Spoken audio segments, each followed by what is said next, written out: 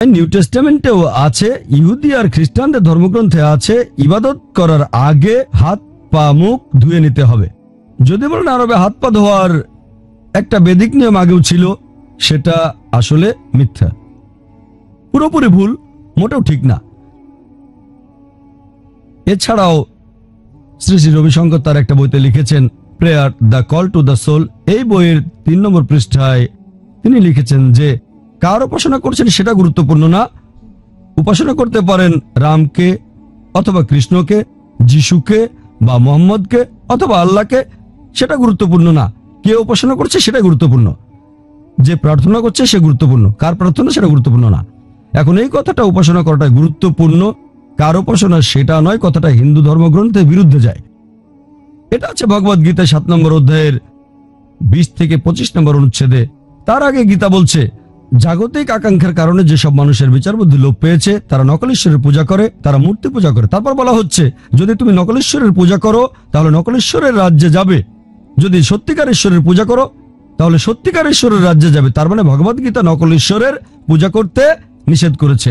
তাই যদি বলেন কার উপাসনা তার গুরুত্ব নেই, উপাসনা করাটাই গুরুত্বপূর্ণ, কার প্রার্থনা সেটার গুরুত্ব নেই, প্রার্থনা করাই গুরুত্বপূর্ণ, এই কথাটা গীতার বিরুদ্ধে, বেদ এটার বিরুদ্ধে, কোরআন এটার বিরুদ্ধে। তার মানে ভগবদ গীতা নকল ঈশ্বরের পূজা করতে নিষেধ করেছে। তাই যদি বলেন কার উপাসনা তার গুরুত্ব নেই, উপাসনা করাটাই গুরুত্বপূর্ণ, কার প্রার্থনা সেটার গুরুত্ব নেই, প্রার্থনা করাই গুরুত্বপূর্ণ, এই কথাটা গীতার বিরুদ্ধে, বেদ এটার বিরুদ্ধে, কোরআন এটার বিরুদ্ধে। শিরক, আল্লাহর সমকক্ষ কাউকে দাঁড় করানো, আল্লাহকে ছেড়ে অন্য কারো উপাসনা করা, এটা ইসলামের সবচেয়ে বড় পাপ। সূরা নিসার 116 নম্বর আয়াতে উল্লেখ করা হয়েছে। এছাড়াও সূরা নিসার 48 নম্বর আয়াতে বলা হয়েছে যে আল্লাহ তাআলা চাইলে যে কোনো অন্যায় ক্ষমা করতে পারেন, তবে শিরক করাকে কখনোই ক্ষমা করবেন না তিনি। যদি কেউ আল্লাহকে বাদ দিয়ে অন্য কারো উপাসনা করে সে সীমা অতিক্রম করেছে, সবচেয়ে বড় পাপ করেছে, তাকে কখনোই ক্ষমা করা হবে না যদি না সে মৃত্যুর আগে অনুতপ্ত হয়। যদি কেউ মুশরিক অবস্থায় মারা যায়, যদি মূর্তি পূজারী অবস্থায় মারা যায়, তাকে কখনোই ক্ষমা করা হবে না। মৃত্যুর আগে সে যদি অনুতপ্ত হয়, ক্ষমা প্রার্থনা করে, ইনশাল্লাহ ক্ষমা করা হবে। তবে মুশরিক অবস্থায় মারা গেলে কখনোই ক্ষমা পাবে না। তাহলে এভাবে বলাটা শুধু কোরআনের বিরুদ্ধে যায় না, হিন্দু ধর্মগ্রন্থের বিরুদ্ধে যায়। এছাড়াও শ্রী শ্রী রবিশঙ্কর তার বইতে লিখেছেন যে চন্দ্রমাসের হিসাব ইসলাম ধর্মে মেনে চলা হয়, হিন্দু ধর্মেও তাই। আর বেদিক ক্যালেন্ডারের মতোই সেখানে আদিক মাস, এ মাসের দিনগুলো ব্যবহার করা হয় অ্যাডজাস্টের জন্য। একইভাবে ইসলামে সাফা মাসটাকে অ্যাডজাস্টের জন্য ব্যবহার করা হয়। আমি মানছি মুসলিম চন্দ্রমাস মেনে চলে, হিন্দুরাও চন্দ্রমাস মেনে চলে, তবে হিন্দু ধর্মে তারা কি করে? অ্যাডজাস্ট করে। ইসলাম ধর্মে আমরা বুঝতে পারি যে মাসগুলো সামনে এগিয়ে আসছে, কারণ চন্দ্র বছরে সৌর বছরের চেয়ে আনুমানিক 11 দিন কম থাকে। তাহলে প্রতি সৌর বছরে 11 দিন করে সামনে এগিয়ে যাচ্ছে।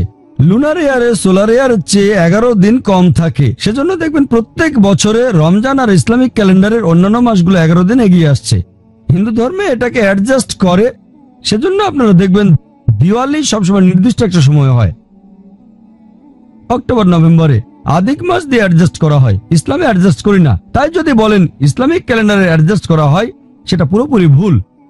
এছাড়াও তিনি আরো বলেছেন ইসলাম ধর্মে যে প্রতীক আর চিহ্ন ব্যবহার করা হয় সেটা চাঁদ তারা। আমাদের হিন্দু ধর্মে প্রতীক হলো সূর্য আর চাঁদ, কারণ ইন্ডিয়াতে সূর্য আমাদের আলো দেয়, অনেক উপকার করে, চাঁদও আলো দেয়। সেজন্য হিন্দু ধর্মে চাঁদ একটা প্রতীক, সূর্য একটা প্রতীক। ইসলাম ধর্মে আরব দেশের সে মরুভূমিতে সূর্য থাকে খুবই গরম, কিন্তু রাতের বেলায় চাঁদ আর তারা তাদের শান্তির প্রতীক হয়ে দাঁড়ায়। এজন্য ইসলামে চাঁদ আর তারা হলো ধর্মীয় প্রতীক। এখন পবিত্র কোরআনে বা নবীজির হাদিসে কোনো জায়গায় এমন কথা বলা নেই যে চাঁদ আর তারা হলো ইসলামের প্রতীক। এটা পাকিস্তানের প্রতীক। এই যে চাঁদ তারার ছবি আছে, এটা পাকিস্তানের ফ্ল্যাগ, ইসলাম ধর্মের ফ্ল্যাগ না। উনি এই দুটোকে মেলাচ্ছেন কেন? কোন মুসলিম দেশ যদি চাঁদ তারা দিয়ে ফ্ল্যাগ বানায় তাদের ব্যাপার, আমার কিছু বলা নেই। ইসলামের প্রতীক এটা নয়। আর আল্লাহ পবিত্র কোরআনে বলেছেন, সূরা ফুসিলাতের 37 নম্বর আয়াতে উল্লেখ করা হয়েছে, আল্লাহ বলেছেন তার নিদর্শনগুলোর মধ্যে রয়েছে রাত ও দিন, সূর্য আর চাঁদ। তোমরা সূর্য চাঁদকে সিজদা করো না, সিজদা করো আল্লাহকে যিনি সূর্য চাঁদ সৃষ্টি করেছেন। তাহলে কোরআন বলছে সূর্য আর চাঁদ হলো আল্লাহ তাআলার নিদর্শন। তার মানে সূর্যকে সৃষ্টি করেছেন আল্লাহ সুবহানাহু ওয়া তাআলা, চাঁদকে সৃষ্টি করেছেন। যখন সূর্যকে দেখি, যখন চাঁদকে দেখি, তখন আমরা আল্লাহর অস্তিত্বকে অনুভব করতে পারি। এগুলো আল্লাহ তাআলার নিদর্শন। তবে এই সূর্য আর চাঁদকে তোমরা সিজদা করো না, সিজদা করো আল্লাহকে, যিনি এগুলো সৃষ্টি করেছেন। তাহলে সূর্য হলো আল্লাহ সুবহানাহু ওয়া তাআলার একটি নিদর্শন। এগুলো ইসলামের প্রতীক না, নিদর্শন। তবে এদের সিজদা করো না, সিজদা করো সৃষ্টিকর্তা আল্লাহকে। এরপরে শ্রী শ্রী রবিশঙ্কর আরো বলেছেন যে তার মতে অনেক আরবি শব্দ এসেছে আসলে সংস্কৃত থেকে।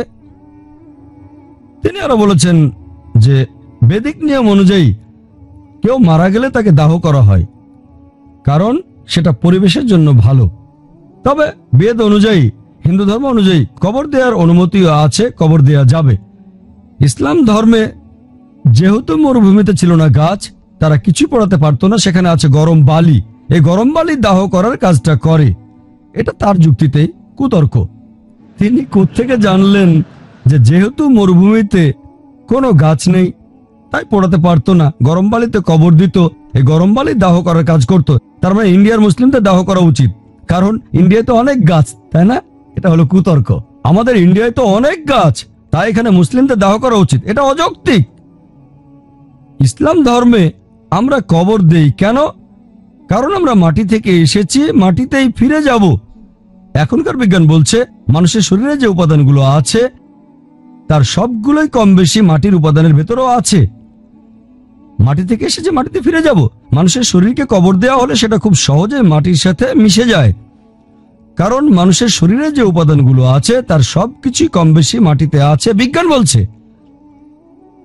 এছাড়া যখন দাহ করা হয়, পোড়ানোর কারণে পরিবেশ দূষিত হয়, কবর দিলে পরিবেশ দূষিত হয় না।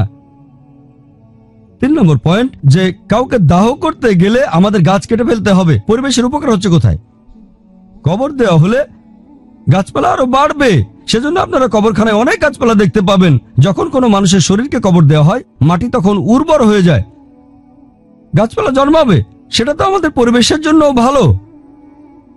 4 নম্বর পয়েন্ট, যে গাছ দিয়ে দাহ করা হচ্ছে তার ছাইটা আর ব্যবহার করতে পারবেন না, কিন্তু কবরখানার জমি আবার ব্যবহার করতে পারবেন। 5 নম্বর পয়েন্ট, এটা সস্তা। কবর দিয়ে দাহ করার চেয়ে অনেক সস্তা, কারণ দাহ করতে গেলে অনেক গাছ কাটতে হবে। পরিসংখ্যান বলছে শুধুমাত্র দাহ করার জন্য কোটি কোটি টাকার গাছ কাটা হয়। এতগুলো মৃতদেহকে দাহ করার জন্য লাখ লাখ গাছ কাটা হচ্ছে। প্রতি বছর হাজার হাজার মৃত মানুষের শরীর দাহ করা হচ্ছে, এতে সরকারের অনেক টাকা ব্যয় হচ্ছে। কবর দেওয়া সেই তুলনায় সস্তা, একই জমি ব্যবহার করা যাবে, এটা ফ্রি। তাই বিজ্ঞানের দৃষ্টিকোণ থেকে আর পরিবেশের দিক থেকেও দাহ করার চেয়ে কবর দেয়া ভালো। এজন্যই হিন্দু ধর্মগ্রন্থে কবর দেওয়ার অনুমতি আছে। এরপর তিনি বলেছেন যে মক্কা আর মদিনা এ নামগুলো এসেছে সংস্কৃত শব্দ থেকে মাখা আর মাদিনা। আমার মনে হয় ওনারা আরবি আর সংস্কৃতি দিয়ে কিছু সমস্যা আছে। উনি তো বিশেষজ্ঞ, উনি প্রায় 0 থেকে এরকম কিছু কথা বলেছেন।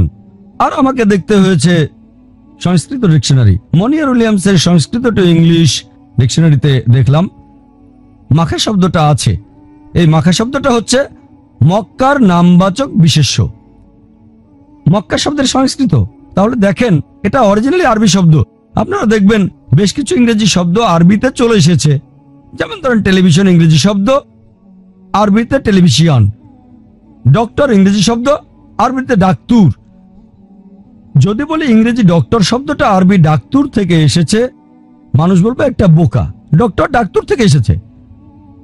আসল আরবি শব্দটা হলো তাবিব। তাবিব তাবিব মানে মেডিকেল ডক্টর। চলতি শব্দটা হলো ডাক্তুর। মারাঠি ভাষাতেও দেখবেন তারা বলে থেশন, ইংরেজিতে স্টেশন। এখন যদি বলি এই থেশন থেকে ইংরেজি স্টেশন এসেছে,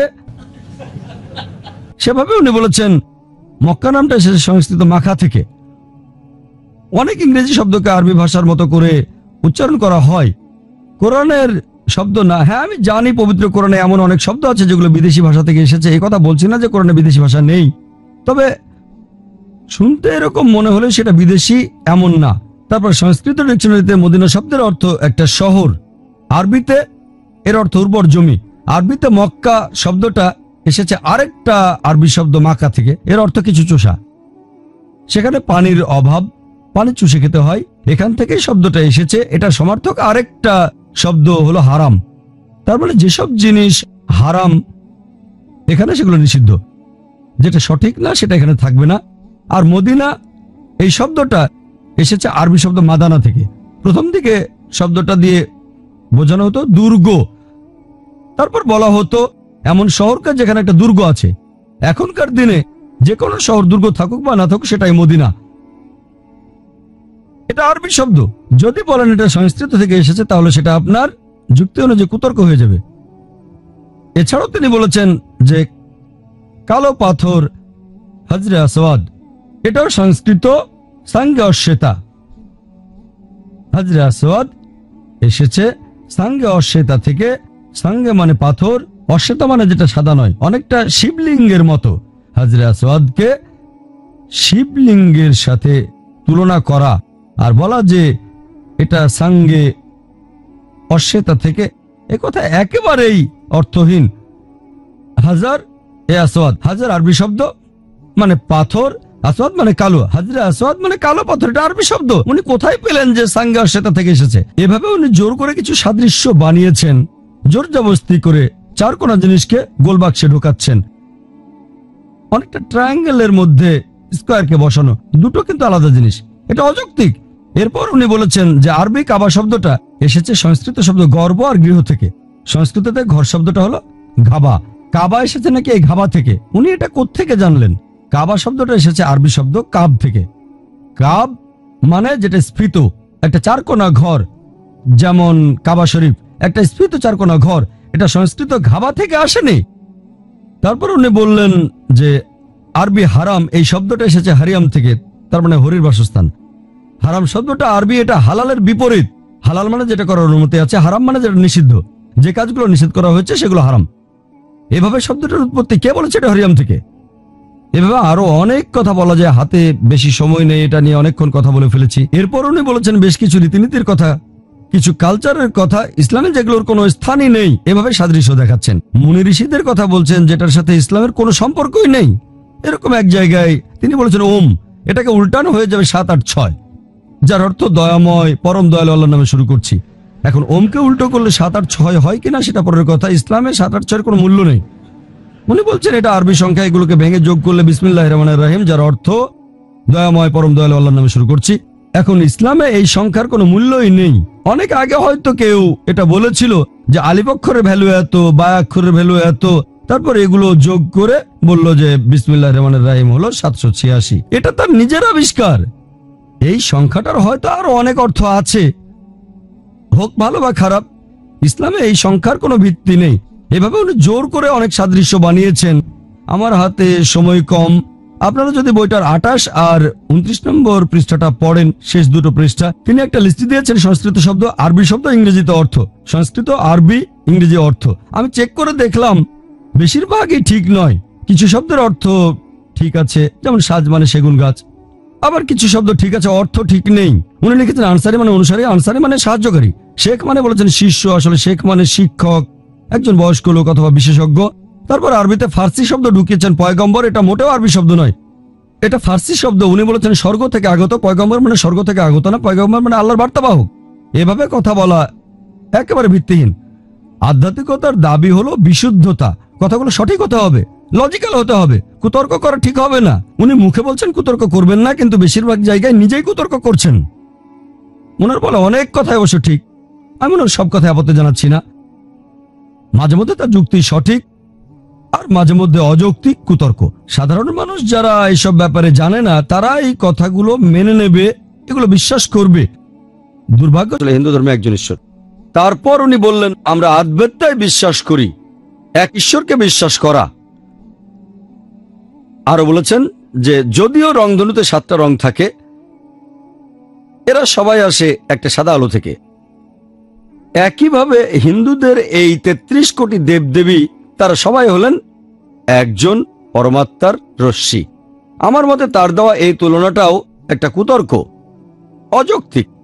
সাধারণ মানুষ কথাটা মেনে নেবে, বাহ ভালোই তো, রংধনু 7টা রং কিন্তু আলো একটা। তেমনি হিন্দুদের 33 কোটি দেবতা, ঈশ্বর একজনই।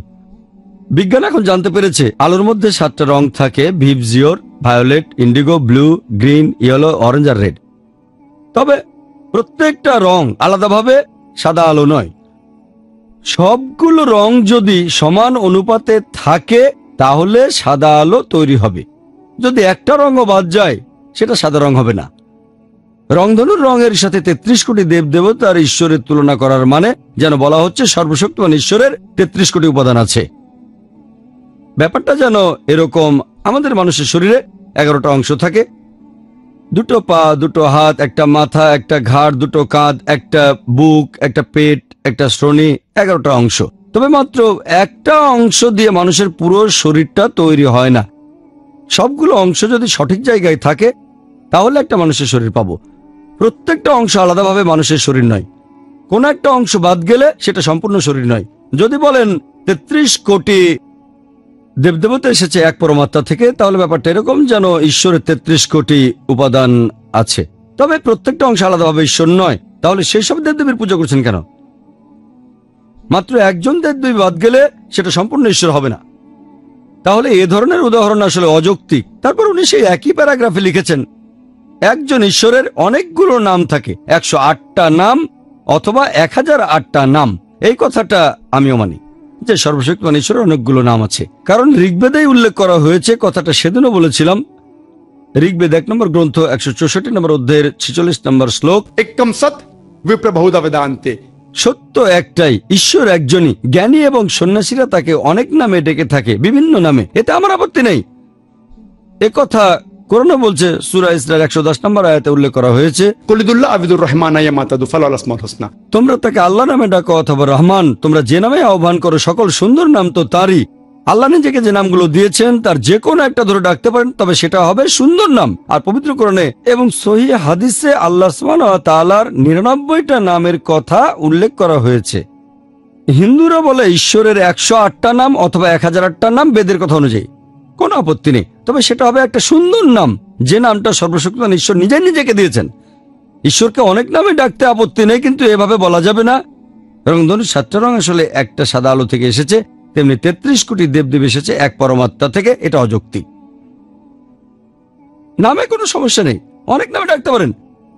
যেমন ধরেন, আমার নাম জাকির আব্দুল করিম নায়েক, এছাড়াও আমাকে বলা যেতে পারে আবু ফারিক জাকির নায়েক, তার মানে হচ্ছে ফারিক বাবা। এছাড়াও বলা যায় আবু জিকরা জাকির নায়েক, মানে জিকরাকের বাবা, অথবা আবু রুজদা জাকির নায়েক, রুজদা জাকির নায়েকের বাবা। 4টা নাম, সবগুলো একজনের, সবগুলো আমাকে দেখিয়ে দিচ্ছে, সবগুলো নামে আলাদা। এগুলো আর অন্য কাউকে বোঝাচ্ছে না। 4টা আলাদা নাম, কিন্তু মানুষ একটাই। নাম আলাদা হতে পারে, তবে শুধু আমার হাতটা পুরো জাকির নায়েক নয়। শুধু পা দিয়ে পুরো জাকির নায়েককে পাচ্ছেন না। হাত দুটো না থাকলে আমি পুরো জাকির নায়েক না, আমি অসম্পূর্ণ। একইভাবে ঈশ্বরকে অনেক নামে ডাকতে পারেন, তবে নামটা সঠিক হতে হবে। ইসলাম ধর্মে যে নামটা আল্লাহ নিজেই নিজেকে দিয়েছেন, কোরআন এবং সহিহ হাদিসে 99টা নাম আছে। তাহলে অনেকগুলো নামে কোনো সমস্যা নেই। তবে যদি বলেন ঈশ্বরের অনেকগুলো রূপ, এক রশ্মির অনেক উপাদান, সেটা অযৌক্তিক। এরপর 3 এবং 4 পৃষ্ঠায় সেকশন নম্বর 3, উপাসনা করার পদ্ধতি, শ্রী শ্রী রবিশঙ্কর লিখেছেন এই বইতে। তিনি লিখেছেন যে কোন মানুষের ছবিটা কিন্তু সেই মানুষ নয়, কোন লোকের ভিজিটিং কার্ডও সেই লোকটা নয়। একইভাবে মূর্তি হলো চৈতন্যের প্রতীক, সচেতনতা ঈশ্বরের। এই কথাটার প্রথম অংশের সাথে আমি পুরোপুরি একমত। কোনো মানুষের ছবি বা ভিজিটিং কার্ড সেই মানুষটা নয়, তাহলে ছবি ভিজিটিং কার্ড কোনো মানুষ নয়। তার পরের অংশটা যে মূর্তি হলো চৈতন্যের প্রতীক, ঈশ্বরের সচেতনতা, এটার সাথে আমি একমত নই। মূর্তি তো ঈশ্বরের ছবি না, অথবা এটা ঈশ্বরের ভিজিটিং কার্ডও নয়। এই মূর্তি ঈশ্বরের ছবি না, কারণ হিন্দু ধর্মগ্রন্থে পরিষ্কার করে বলা হয়েছে, যজুর্বেদে 32 নম্বর অধ্যায়ের 3 নম্বর অনুচ্ছেদে, এছাড়াও শ্বেতাসূত্র উপনিষদে 4 নম্বর অধ্যায়ের 19 নম্বর অনুচ্ছেদে, न तस्य प्रतिमास्ति। মহানেশ্বরের কোনো প্রতিমা নেই, ফটোগ্রাফ নেই, ইমেজ নেই, ভাস্কর্য নেই, ছবি নেই, স্ট্যাচু নেই, মূর্তি নেই। তাহলে এই মূর্তি কিভাবে ঈশ্বরের ছবি হবে? এছাড়া মূর্তি ঈশ্বরের ভিজিটিং কার্ডও নয়। ভিজিটিং কার্ডে সাধারণত একটা ঠিকানা থাকে, সেই লোকের বাসা অথবা অফিসের ঠিকানা। তাহলে মূর্তিকে ঈশ্বরের ভিজিটিং কার্ড বললে ঈশ্বরকে সেই জায়গার মধ্যে বেঁধে ফেলছেন। যদি আমি তর্কের খাতিরে এটা মেনেও নেই যে মূর্তি হলো ঈশ্বরের ছবি অথবা ঈশ্বরের ভিজিটিং কার্ড, তর্কের খাতিরে মেনে নিচ্ছি, আসলে মানি না আমি, ধরেন মেনে নিলাম। চিন্তা করেন, মনে করেন একজন লোক আমার কাছে এসে বলল সে আমাকে আর্থিক সাহায্য করতে চায়, সে আমাকে কথা দিল কিছু টাকা সাহায্য করবে। কিছুদিন পরে তার একজন লোক আমাকে টাকাটা দিয়ে গেল, সেই সাথে তার ভিজিটিং কার্ড। এখন সেই ভিজিটিং কার্ডকে ধন্যবাদ জানানোর কোনো মানে হয় না। আমি যেটা করতে পারি, আমি তাকে ফোন করে ধন্যবাদ জানাতে পারি। তাহলে যদি মেনেও নেই যে মূর্তি হলো ঈশ্বরের ছবি বা ভিজিটিং কার্ড, তারপরও সেই ছবি বা ভিজিটিং কার্ডকে পূজা করা একেবারে অযৌক্তিক। আপনি যেটা করতে পারেন, ঈশ্বরকে ধন্যবাদ জানান, নামাজ পড়ে জানান, এটাই আল্লাহর হটলাইন। সেটা কিভাবে করবেন? আল্লাহ যেভাবে বলেছেন কোরআন এবং সহিহ হাদিসে আছে, সরাসরি জানান। এরপর শ্রী শ্রী রবিশঙ্কর 4 নম্বর পৃষ্ঠায় লিখেছেন যে ইসলাম ধর্ম নিরাকার ঈশ্বরে বিশ্বাস করে, যদিও কাবার মধ্য দিয়ে তারা একটা প্রতীককে স্বীকার করে নেয়। ইসলাম যদিও একজন নিরাকার ঈশ্বরে বিশ্বাস করে, তারপরও প্রার্থনার সময় তারা কাবাকে উপাসনা করে। তার মানে আমরা নাকি আকারের মধ্য দিয়ে নিরাকারের উপাসনা করে থাকি। এই কথাটা একেবারে পুরোপুরি ভুল। কোন মুসলিম কখনোই কাবাকে পূজা করেনি, অথবা কাবাকে উপাসনার মাধ্যমেও কেউ আল্লাহর ইবাদত করেনি। কাবা আমাদের কিবলা। আল্লাহ পবিত্র কোরআনে বলেছেন, সূরা বাকারার 144 নম্বর আয়াতে উল্লেখ করা হয়েছে, তুমি যেখানেই থাকো পবিত্র মসজিদের দিকে মুখ করে দাঁড়াবে। কাবা হলো আমাদের কিবলা, আমাদের দিক নির্দেশনা। আমরা মুসলিমরা একতায় বিশ্বাস করি। যখন নামাজ আদায় করি আমরা একদিকে মুখ করে দাঁড়াই। এরকম না হলে কেউ হয়তো বলতো দক্ষিণে মুখ করে দাঁড়ান, কেউ বলতো উত্তর, কেউ বলতো পূর্ব, কেউ বলতো পশ্চিমে। একতার জন্য আমরা মুসলিমরা কাবার দিকে মুখ করে দাঁড়াই। উত্তরে থাকলে দক্ষিণে মুখ করে দাঁড়াবেন, দক্ষিণে থাকলে উত্তরে মুখ করে, পূর্বে থাকলে পশ্চিম দিকে মুখ করে, আর পশ্চিমে থাকলে পূর্ব দিকে মুখ করে। একতার জন্য এটা করি। আর ইতিহাসে সবার প্রথমে একজন মুসলিম পৃথিবীর ম্যাপ আঁকেন, তিনি হলেন আলী ইদ্রিসি। 1154 সালে প্রথম পৃথিবীর ম্যাপ আঁকেন। মুসলিমরা যখন ম্যাপে এঁকেছিল, দক্ষিণ মেরু উপরে, উত্তর মেরুর নিচে, আর কাবা ছিল সেন্টারে। পরবর্তীতে পশ্চিমারা এসে সেই ম্যাপটাকে উল্টে দিল, উত্তর মেরু উপরে, দক্ষিণ মেরু নিচে, তারপর আলহামদুলিল্লাহ কাবা সেন্টারে আছে। আমরা মুসলিমরা যখন কাবায় যাই, উমরা বা হজের সময় যখন কাবার চারপাশে তাওয়াফ করি, তখন কাবার চারপাশে প্রদক্ষিণ করি। কেন? কারণ আল্লাহ তাআলার নির্দেশ, আল্লাহ এবং তার রাসূল সাল্লাল্লাহু আলাইহি সাল্লামের আদেশ, সেজন্য করি। যদি যুক্তি দিয়ে চিন্তা করেন, প্রত্যেক সার্কেলের একটা সেন্টার থাকে। আমরা কাবার চারপাশে প্রদক্ষিণ করে এই সাক্ষ্যই দিচ্ছি যে ঈশ্বর একজন। আর হযরত ওমর রাদিয়াল্লাহু আনহু বলেছেন, ইসলামের দ্বিতীয় খলিফা, এটা আছে সহিহ বুখারীতে 2 নম্বর খণ্ড, বুক অফ হাজ 56 নম্বর অধ্যায়ের 675 নম্বর হাদিস। তিনি বলেছেন যে এই কালো পাথর আমার উপকার বা ক্ষতি কোনোটাই করতে পারে না। এটাকে আমি চুমু দিচ্ছি কারণ নবীজিকে চুমু দিতে দেখেছি। এই কথাটা যে কালো পাথর উপকারও করবে না, ক্ষতিও করবে না, এটাই প্রমাণ করে যে মুসলিমরা কাবাকে উপাসনা করে না। আর নবীজি সাল্লাল্লাহু আলাইহি ওয়াসাল্লামের সময়ে অনেক সাহাবী ছিলেন, নবীজি সাল্লাল্লাহু আলাইহি ওয়াসাল্লামের অনেক সহচর ছিলেন, যারা কাবার উপরে দাঁড়িয়ে আজান দিতেন, সবাইকে নামাজের জন্য রাখতেন। কোন মূর্তি পূজারী পূজা করার মূর্তির উপর দাঁড়িয়ে উপাসনা করবে? কোন মূর্তি পূজারী উপাসনার মূর্তির উপর দাঁড়াবে না। তাহলে শুধু এটা দিয়ে প্রমাণ করা যায় মুসলিমরা কখনোই কাবাকে ইবাদত করে না। আমরা আল্লাহ তাআলার ইবাদত করি, কাবা হলো আমাদের কিবলা। ওনার বইয়ের এই কথাটা ইসলাম সম্পর্কে একটা ভুল ধারণা দেবে। এছাড়াও এই বইটার 26 পৃষ্ঠায় তিনি লিখেছেন যে নবীজি সাল্লাল্লাহু আলাইহি সাল্লাম যখন মক্কায় ফিরে আসলেন, মক্কা বিজয়ের পর, তিনি তখন কাবা শরীফের সবগুলো মূর্তি ভেঙে ফেলেছিলেন, তবে মূল উপাসনার বস্তুটা ভাঙেননি, যেটা হলো কালো পাথর। যদি বলেন মুহাম্মদ সাল্লাল্লাহু আলাইহি ওয়াসাল্লাম সবগুলো মূর্তি ভেঙে ফেলেছিলেন, বেশিরভাগই, তবে উপাসনা করার প্রধান জিনিসটাই তিনি ভাঙেননি। এই কালো পাথর বা হাজরে আসওয়াদকে উপাসনার বস্তু বলাটা ধর্মের অবমাননা, এটা ভুল। মুসলিমদের কথা বাদ দেন, তারা কখনো কালো পাথরের উপাসনা করেনি। এমনকি মক্কার মুশরিকরা তারাও উপাসনা করেনি। আরবের ইতিহাসে দেখবেন কোন মূর্তি পূজারীও কালো পাথরের উপাসনা করেনি। যে কোনো ইতিহাস, শুধু ইসলামিক নয়, নন ইসলামিকও দেখেন, কোন ইতিহাসের বই বলছে না যে মূর্তি পূজারীরা কালো পাথরের উপাসনা করত। এভাবে মন্তব্য করাটা একেবারেই ভিত্তিহীন। শ্রী শ্রী রবিশঙ্কর বলেছেন, আধ্যাত্মিকতার জন্য বিশুদ্ধতার প্রয়োজন হয়। তাহলে এমন মন্তব্য কেন করছেন যেগুলো ঠিক না? সভ্যতার ইতিহাসে কোনো মানুষ কখনোই কালো পাথরের উপাসনা করেনি। এরপরে তিনি 7 নম্বর পৃষ্ঠায় লিখেছেন যে মুসলিমদের রমজান মাস, ওনার মতে রমজান শব্দটা এসেছে রামা এবং ধ্যান থেকে। রামা মানে অন্তরের উজ্জ্বলতা, ধ্যান মানে মেডিটেশন করা। রমজান এসেছে সংস্কৃত শব্দ রামা আর ধ্যান থেকে, তার মানে রমজান মাসে ধ্যান করতে হবে ওনার কথা অনুযায়ী। এটা আছে তার বইয়ের 7 নম্বর পৃষ্ঠায়। ধ্যান করা, রমজান শব্দটা সংস্কৃত রামা আর ধ্যান থেকে এসেছে, এটাও অযৌক্তিক। রমজান শব্দটা এসেছে আরবি শব্দ রামাদা থেকে। রামাদা মানে প্রচন্ড গরম, বালি আর মাটি খুব গরম হয়ে গেছে, কারণ হলো সূর্যের প্রখর তাপ। আর ইতিহাস দেখলে জানবেন যে আরবে যখন হিজরি সালের প্রচলন হয়, রমজান হলো ইসলামিক ক্যালেন্ডারের 9 নম্বর মাস, ইসলামিক ক্যালেন্ডারের 9 নম্বর মাস, আর তখন সেখানে গরমকাল ছিল। এভাবে রামাদা শব্দ থেকে রমজান মাসের নামটা হয়েছে।